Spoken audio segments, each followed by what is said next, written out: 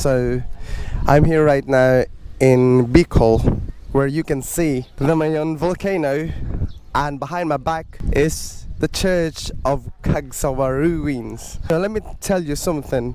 The church that you can see behind me is Cagsawa ruins, and that is only the top part of the church. And the Mayon Volcano right now is still active. During the night time, you can see the lava on the top of it. Okay, and there are some times that when it erupts, you can actually hear the sound of explosion. It's really scary.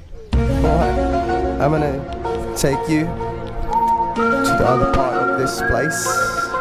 Hey, I'm gonna roam around. I'm roaming around, right? Lots of people around here. Right, I'm gonna walk right here to see the ruin. Okay, so underneath that one is actually the whole church. Great. Alright. And that's it. I'm running. Guys, ang ganda na. Dito ako sa Cagsawa. Shoutout sa inyo sa mga inutangan ko. Andito na ako. Alright. Singilin niyo ako. Shoutout sa'yo, Gary.